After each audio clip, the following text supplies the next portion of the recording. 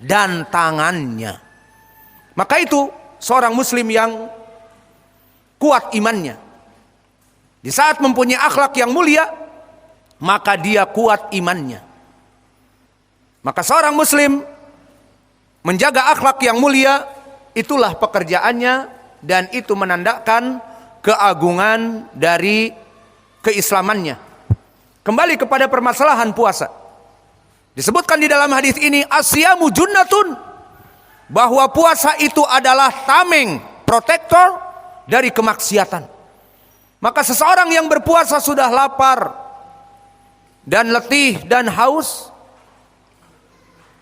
kemudian diajak merampok, mencuri, membongkar brankas di bank, maka tidak ada tenaga, capek, dan perut saya lapar puasa, kemudian mencuri, maka dia akan menolak. Maka menjaga dari perbuatan keji. Dan berpuasa juga menyebabkan terjauh dari berbagai kemaksiatan. Tadi kemaksiatan pencurian, bahkan kemaksiatan seperti berzina misalnya. Maka di saat dia berpuasa, diajak oleh pacarnya untuk melaksanakan perkara yang buruk tersebut, maka dia akan mengatakan, sekarang aku lagi puasa, tidak ada tempat dan waktu untuk melaksanakan perbuatan seperti itu. Maka dijaga dari kemaksiatan dikarenakan berpuasa.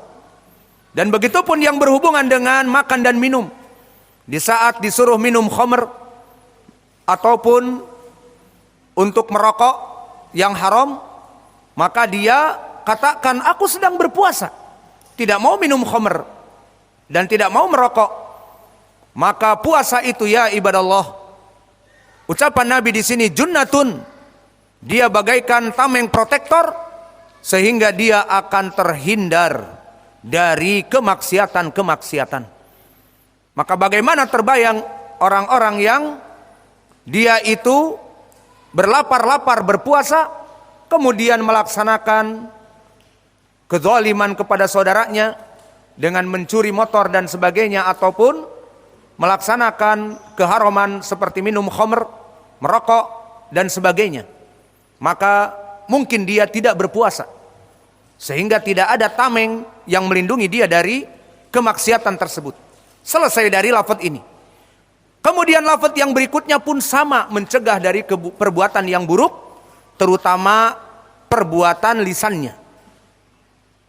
Maka di sini disebutkan as-shaimu la yarfuth wala yajhal wa idza qila lahu syai'an falyaqul ana shaimun, ana shaimun. Perlu diperhatikan di sini. Dan seorang yang berpuasa la yarfuth wala yajhal, dijadikan oleh Nabi kita dua lafaz, la yarfuth wala yajhal, yang mana keduanya maknanya hampir sama dalam permasalahan pencelaan. Namun apa makna la yarfuth? Kenapa dibedakan dengan wala yajhal? Perlu diperhatikan di sini. Bagi kita alhamdulillah yang seorang muslim, dari semenjak kecil dijauhkan kita dari mengumpat, mencela. Adapun orang-orang kafir, kehidupannya melaknat, mencela dan sebagainya. Maka perlu diperhatikan ucapan Nabi, fala yarfuth fala yajhal. Apa makna dari kedua kalimat ini, padahal maknanya celaan sama-sama. Fala yarfuth, celaan yang berhubungan dengan seksual.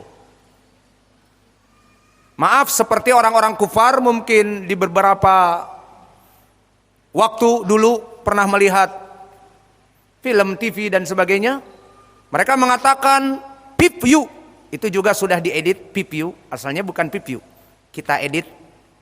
Maka pip view apa maknanya? Berhubungan dengan rafath ini. Maka ada beberapa celaan yang berhubungan dengan seksologi, seperti pip view, agar kamu dihubungi. Gimana dihubungi? Di telepon. Al-muhim maknanya seperti itu. Atau lebih kasarnya, ibumu digituin.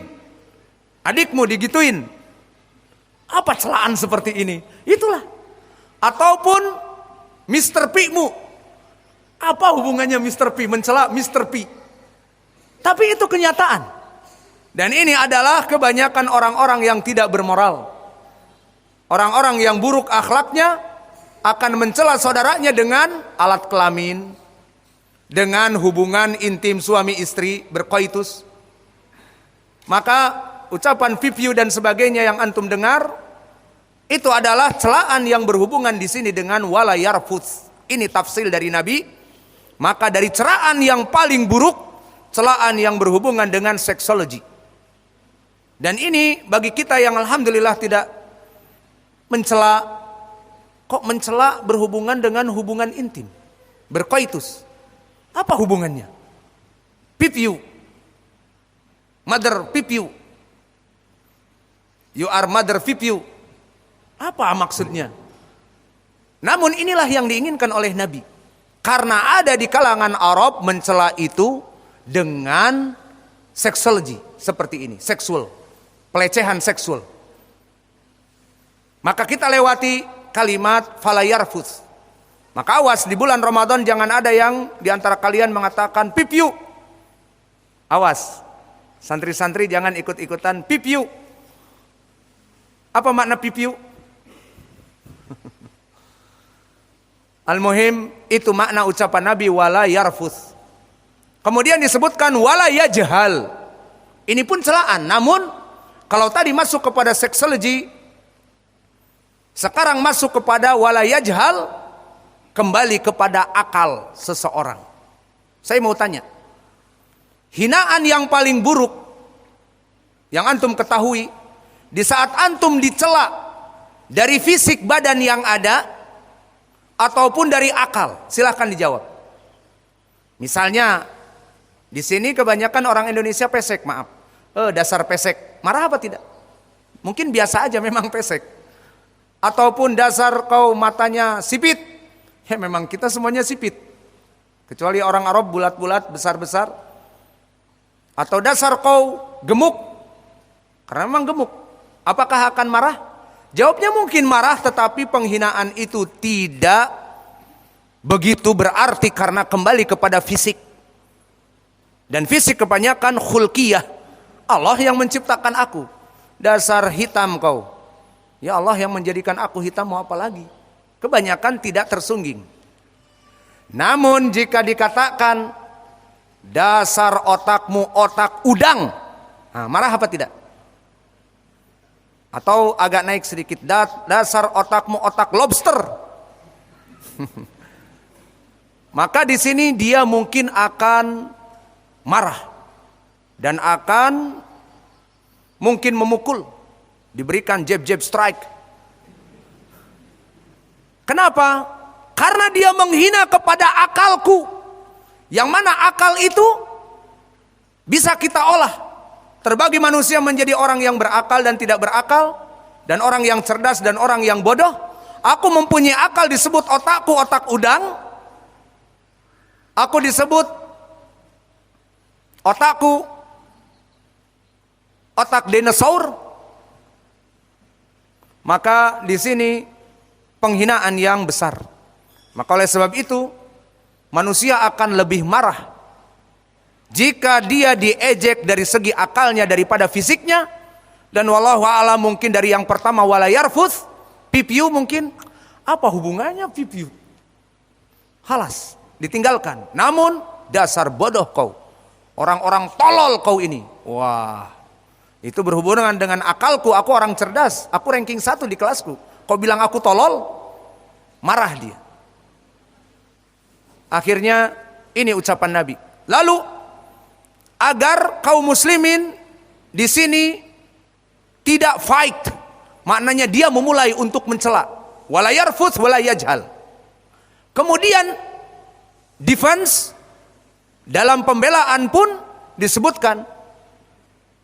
Fa idza kana rajulun yuqatiluk aw yastumuk falyakul ana shaimun ana shaimun.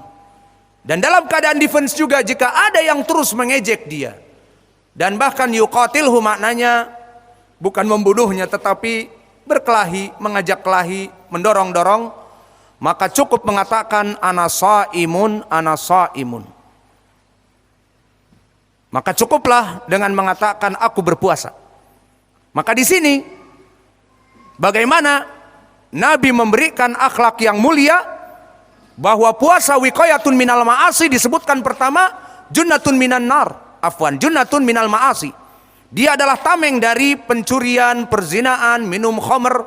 Sedang berpuasa diajak berzina, kif, mana ada nafsu dan sebagainya. Dan yang kedua, dalam mendolimi orang lain, memulai wala yarfuth wala yajhal, bahkan ditafsirkan yarfuth berhubungan dengan seksual, yajhal berhubungan dengan akal. Dan ini yang paling banyak marah di saat kita mencela kaum muslimin dari akalnya. Dan yang ketiga, self defense. Di saat seseorang datang menghina dan mengajak kelahi, cukup katakanlah ana shaimun, aku berpuasa, tidak ingin melayanimu, meskipun apapun aku berpuasa. Maka ini adalah keutamaan dari berpuasa, junnatun mina al ma'asi. Maka dari keutamaan orang yang sering melaksanakan puasa Senin Kamis, puasa Ayamil Bid, alhamdulillah santri-santri kita di sana jika hari Senin Kamis semuanya puasa. Maka di pondok di sana tidak ada makan siang. Yang ada hanya sahur dan berbuka. Semuanya berbarengan. Makan pembina dan santri dan pengurus dan istri-istri kita semuanya. Maka santri-santri dilatih untuk bersabar dan menjauhi dari kemaksiatan. Maka di sini adalah keutamaan dari berpuasa. Namun di sini disebutkan tadi, jika diajak kelahi dan dihina terus-menerus dan dikatakan ana shaimun, iya sekarang ana shaimun, tapi awas nanti kalau sudah buka maghrib aku pukul kau. Tidak seperti itu. Sekarang saja ana shaimun, setelah buka puasa dipukullah temannya. Kenapa tadi kau menghina aku? Sudah lewat. Enggak. Sekarang baru kita kelahi karena aku sudah tidak berpuasa. Alhasil tidak juga seperti itu. Maka inilah dari keutamaan orang yang berpuasa. Maka di sana banyak hadis-hadis yang bermakna dengan ini. Datang juga di Ashabus Sunan, selain dari hadis Abi Hurairah yang muttafaqun alaih, juga datang dari Jabir, dikeluarkan Ashabus Sunan, yang maknanya sama. Berkata Rasulullah kepada Ka'ab ibnu Ujrah, dari Jabir berkata Nabi kepada Ka'ab ibnu Ujrah, as-sawmu junnah, as-sawmu junnatun minal ma'asi. Kemudian kita masuk kepada, sampai jam berapa kita? Sampai jam berapa? Coba dilihat, biar kita bisa improvisasi. Selesai jam sekian dan sebagainya.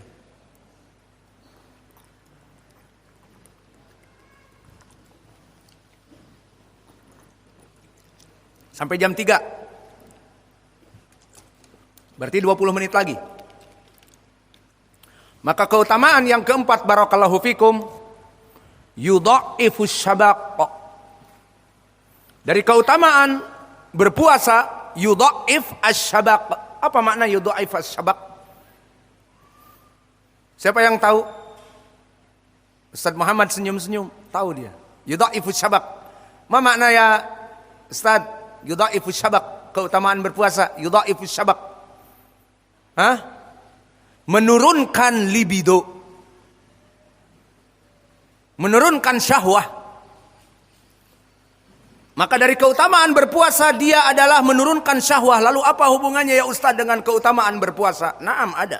Apa? Bagi para jomblo forever yang tidak kunjung mendapatkan jodoh, semoga Allah memudahkan semua. Yang jomblo menikah dan yang menikah pun menikah lagi. Maka di sini para jomblo forever yang lama menjomblo, dia butuh kepada terapi. Terapi agar menurunkan syahwatnya, menurunkan libido, yudha'if asy-syabaq. Menurunkan syahwatnya. Maka dengan apa? Dengan berpuasa. Mana dalilnya? Hadis yang muttafaqun alaih dari Ibnu Mas'ud. Berkata Rasulullah sallallahu alaihi wa ala alihi wasallam, Ya ma'syaras syabab, man kana minkum alba'ah falyatazawwaj fa innahu aghaddu lil basar wa ahsinu lil farj fa in lam tastati' fa bisiyam fa alaihi wija. Yang maknanya, wahai para syabab, khitabnya kepada syabab yang memang syahwatnya kuat dan belum mencoba. Namun kita pun yang puber yang kedua lebih dahsyat. Nah, iya apa tidak? Siapa yang setuju? Di sini khitabnya kepada syabab yang belum pernah mencoba. Namun bagi kita yang berumur 40-an ada puber kedua lebih dahsyat daripada syabab. Iya apa tidak? Setuju apa tidak? Wah, ini yang diam-diam ini belum pernah poligami tampangnya. Maka bagi yang berpoligami di atas 40 dia mempunyai kekuatan ekstra. Mempunyai 100 HP horsepower. 1000 kekuatan kuda. Itu di saat 40. Maka di sini khitabnya kepada syabab. Kenapa? Karena syabab memang belum pernah mencoba sehingga kuat juga. Maka barang siapa di antara mereka mempunyai kemampuan untuk menikah, kemampuan di sini dibagi oleh para ulama 2 kemampuan.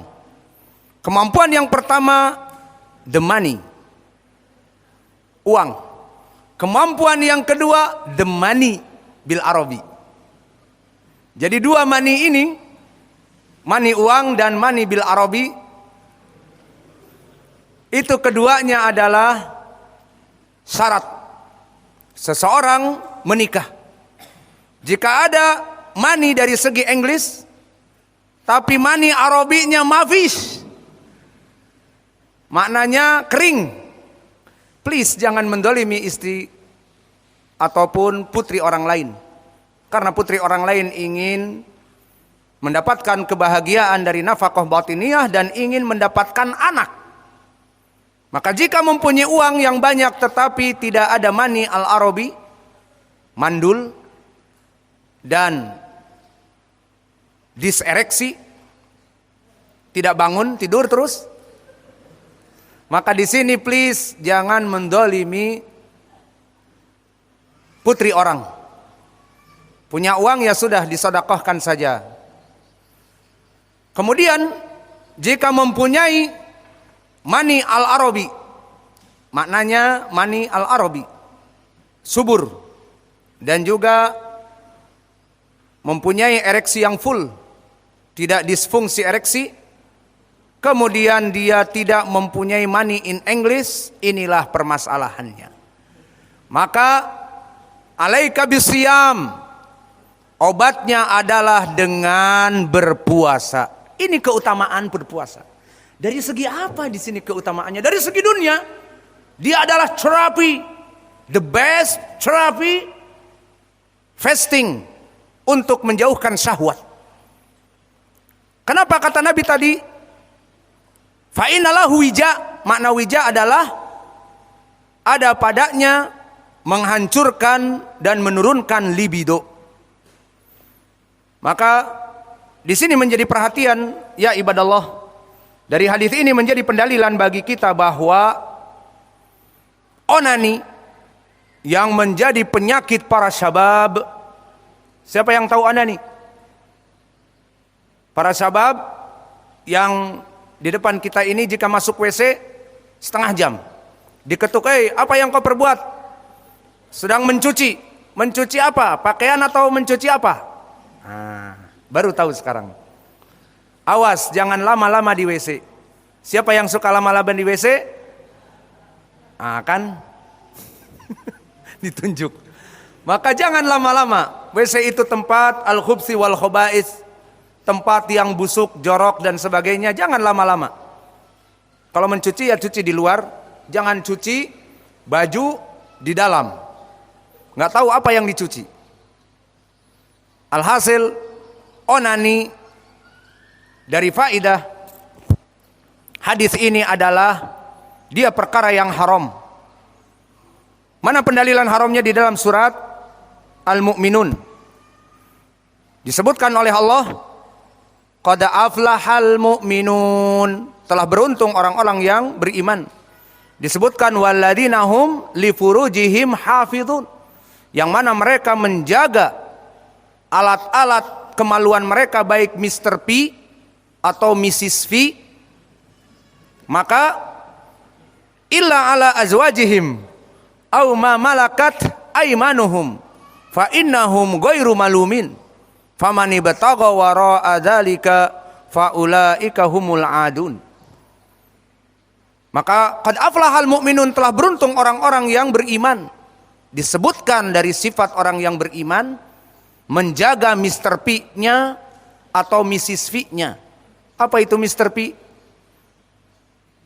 Sering ke Alfamart, ada tulisan Mr. P kacang yang bersalut dengan madu. Nah itu Mr. P, 14.000 satu bungkus. Ya apa tidak? Mr. Peanut. Di sini Mr. P adalah Mr. Penis. Bisa menjaga laki-laki misternya, dan bagi perempuan menjaga misisnya, Mrs. V. Maka di sini adalah orang-orang yang beriman. Kecuali maknanya tidak menjaga kepada azwajihim aw ma malakat aymanuhum fa innahum ghairu malumin. Diberikan kepada istrinya ataupun budak-budak beliannya di zaman dulu, tidak di zaman sekarang, maka ghairu malumin, tidak berdosa. Kecuali mereka orang-orang yang faman ibtagha wara'a dzalik, melaksanakan pengejawantahan seksualnya wara'a dzalik, selain kepada istri dan kepada budak-budaknya. Berarti kepada siapa?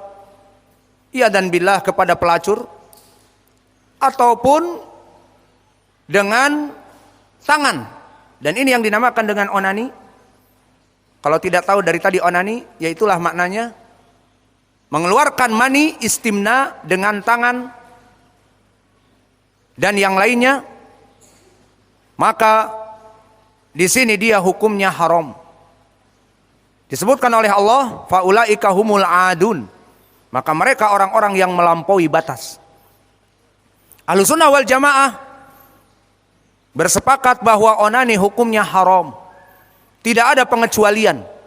Tidak ada karena dia itu jomblo forever, boleh. Atau dikarenakan dia hidup berikhtilat di kampus atau di senior high school, maka melihat setiap hari perempuan, maka tidak apa-apa beronani daripada zina. Maka ini fatwa yang sesat.